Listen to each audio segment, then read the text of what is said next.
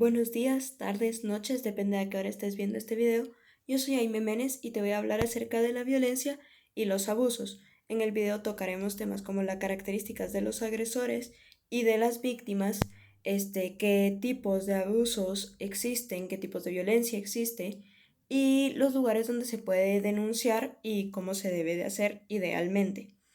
Soy de la Escuela Secretarial número 2 y empiezo con el video. Para empezar, vamos a hablar un poco sobre las características del agresor y las características de la víctima. Para eso vamos a usar el libro Psicología de la Violencia, Causas y Afrontamiento de Marco Eduardo Murrieta Reyes y de Mario Rosco Guzmán. Para empezar, vamos a hablar de las características del agresor. El agresor suele ser una persona independiente de la víctima que es más fuerte que en ella. Muchas veces se asocia al agresor con un hombre. Esto no siempre es así. Ambos géneros pueden ser violentos. La única diferencia es que la violencia femenina suele ser más sutil, pero en ambos géneros existe.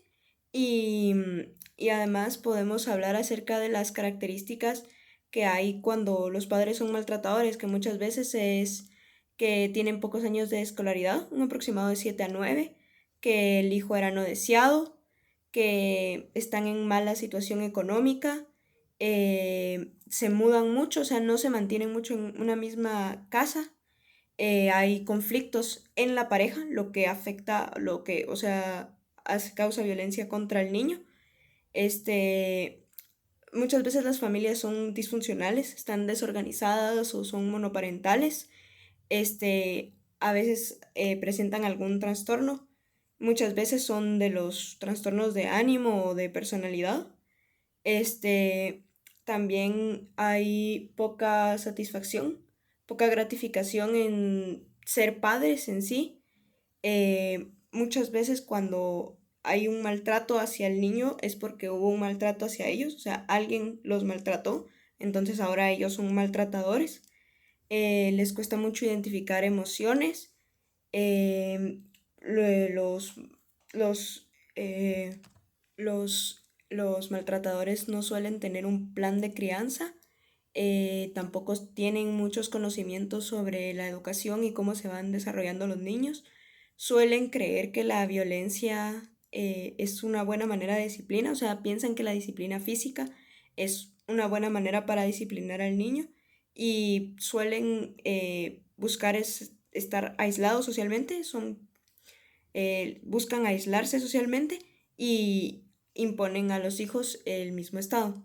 Además, podemos ver que las agresiones también tienen que ver con estereotipos que se generan, donde el hombre debe ser el fuerte, debe ser el dominante, debe ser el que tenga el poder, mientras que la mujer debe ser sumisa, debe ser tranquila, y la mujer no se defiende sola, sino que es el hombre el que la debe defender. Estos estereotipos, cuando se internalizan, pueden hacer que una persona se vuelva una agresora y la otra persona se vuelva una víctima.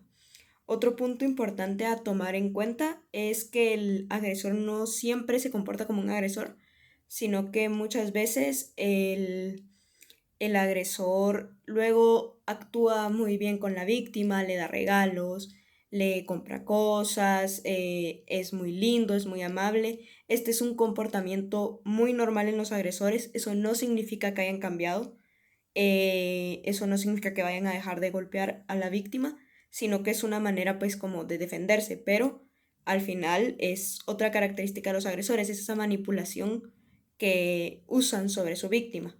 Ahora, hablando de las características de la víctima, es que las víctimas suelen ser más dependientes del agresor, ya sea emocionalmente, como psicológicamente, como económicamente.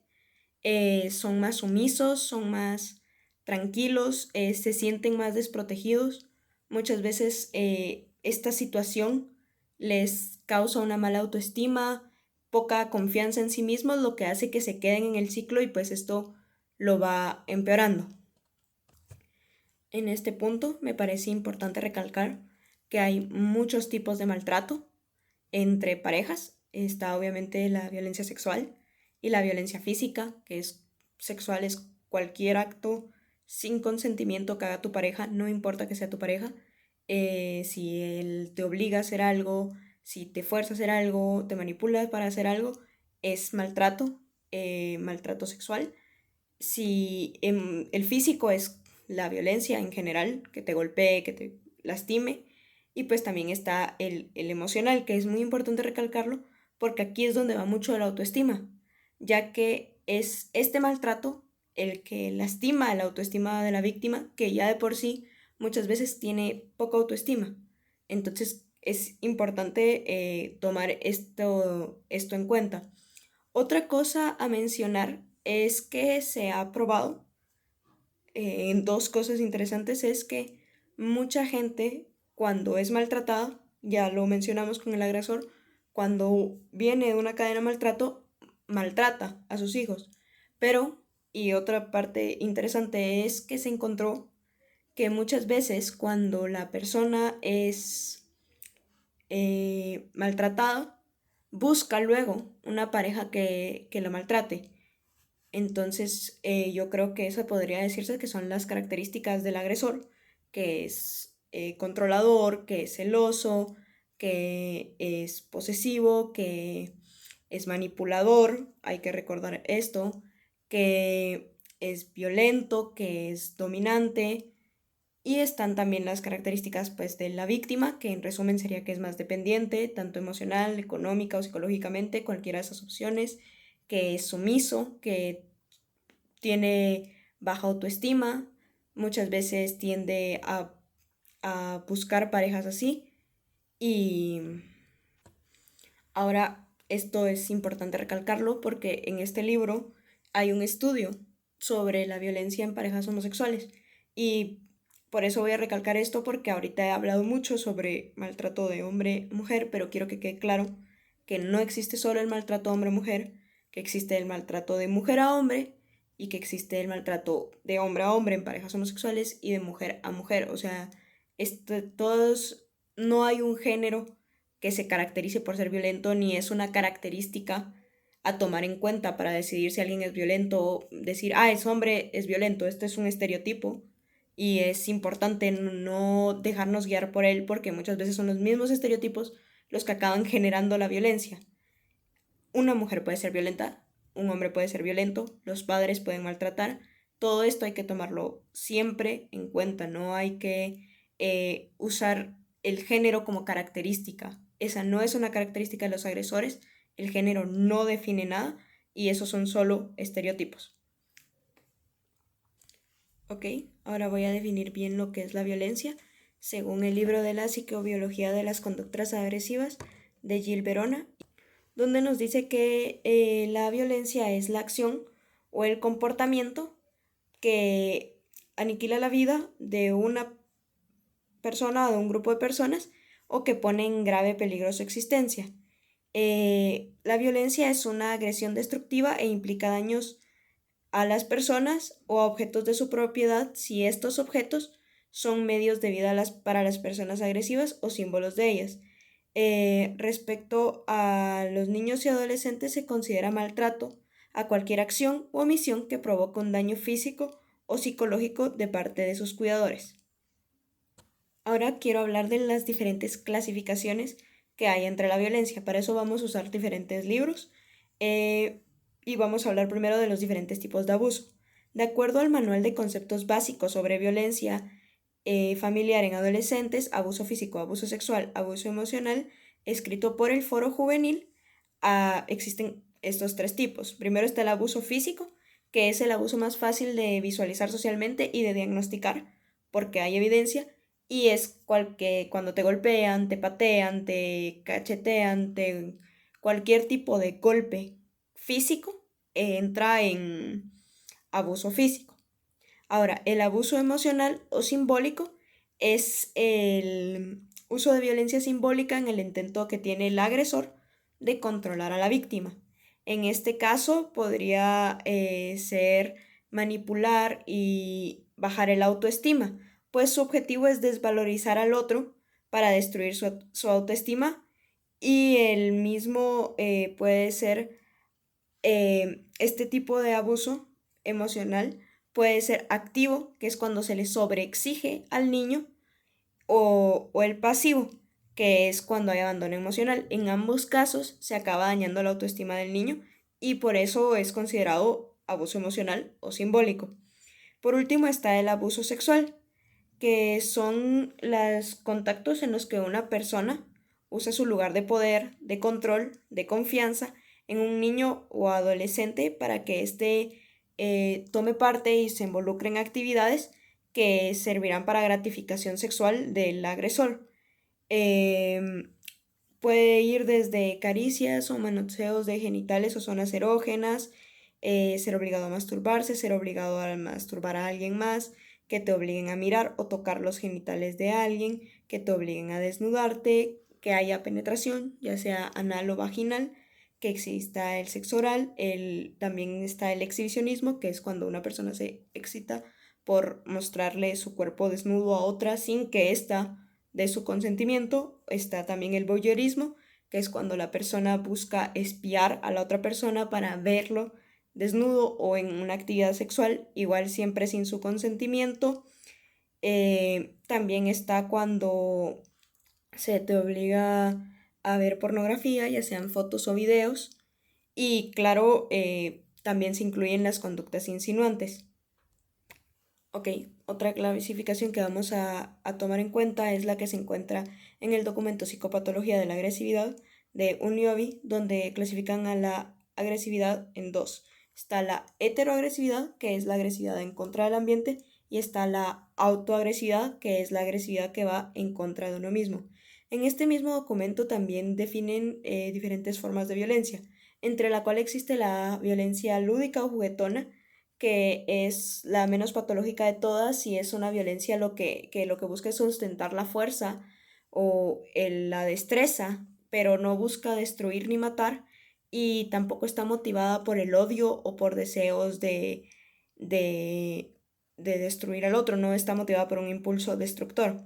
Está la violencia colérica reactiva, que es la que se usa en defensa de la vida, de la libertad, de la dignidad, de la propiedad y la raíz de este tipo de violencia está en el miedo y en las amenazas. Estas amenazas pueden ser reales o imaginarias o pueden ser conscientes o inconscientes, pero hay una amenaza, hay miedo y es una reacción en defensa. Está la violencia vengativa, que su motivación es la venganza, y esta sí es una agresión maligna y aparecen impulsos que mueven a la agresora a matar, torturar a otros individuos de la especie humana. Y por último está la violencia compensadora, que es la que se usa para compensar ante situaciones de frustración y busca restablecer la estima del agresor en sí mismo. Estas situaciones de frustración no siempre están relacionadas con la víctima. Puede ser que el agresor haya tenido un mal día y pues haya compensado su frustración con la víctima, pero eh, queda en esta categoría. Según el documento de psicobiología de las conductas agresivas de Gil Verona y otros, también se puede clasificar la violencia entre directa e indirecta, siendo la directa cuando esta violencia es causada por una persona o un colectivo contra otra persona u otro colectivo, pero que igualmente están identificados, y la indirecta es más cuando es una violencia como social, que no hay un grupo identificado que sea un agresor, sino que la agresión brota de la propia organización del grupo social sin que haya pues alguien que la esté ejecutando, como podría ser la pobreza extrema y esos que se podrían considerar como una violencia indirecta porque la misma sociedad crea un entorno donde la otra persona está con su vida en riesgo. Aquí también se puede clasificar la violencia según sus actores y esta violencia puede ser de un individuo contra sí mismo, de un individuo contra un grupo, de un individuo contra otro individuo, de un grupo contra un individuo y de un grupo contra otro grupo. Además, hay muchos otros tipos de violencia como la de agresión, como la agresión predatoria, la agresión intermachos, la agresión inducida por el miedo, la agresión por territorio, la maternal, la agresión irritable también y la agresión ilicitada por el sexo. Y bueno, yo creo que estas serían algunos tipos de clasificaciones de violencia. Hay otros tipos, por ejemplo, también existe la violencia escolar, que pues es la exclusión social o el sentimiento de exclusión y un montón de cosas, pero yo creo que con estas clasificaciones pues ya basta. Ahora voy a hablar acerca de instituciones a las que se puede ir a denunciar o otras donde se puede recibir asistencia terapéutica. Empezamos con las de denunciar. Bien, en las de denunciar yo me voy a centrar pues en Guatemala, pues es donde estoy yo y donde conozco y voy a hablar acerca pues cuando hay una agresión, esto es muchas veces hombre-mujer, pero ahí se puede llamar a la Procuraduría de los Derechos Humanos, a la Policía Nacional Civil o al Ministerio Público. Tú puedes hacer las denuncias en persona. La Procuraduría de los Derechos Humanos se encuentra en la 2 Avenida, en la zona 1, en la ciudad de Guatemala. Es la 12-54. El Ministerio Público se encuentra en el barrio Gerona. Y además el Ministerio Público tiene una app para reportar este tipo de violencia, donde tú tienes que, pues obviamente, descargar la aplicación, das acceso a tu ubicación, te reportas como reporte de violencia contra la mujer, pones tus datos, cuando el MP verifica tus datos, ya te permite seleccionar un botón que es el botón de pánico. Y lo que hace es que alerta para que tú puedas recibir atención y ahí puedes agregar fotos y videos. Esta app es muy útil.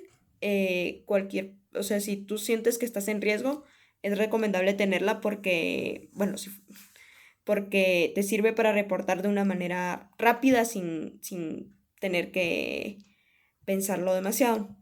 Ahora, en la violencia sexual, igual para acudir cuando hay una agresión sexual, eh, puedes ir a hospitales. Los públicos y los privados tienen una obligación de otorgarte un kit donde te cuidarán y donde te darán medicinas, te harán los exámenes para evitar embarazos no deseados, para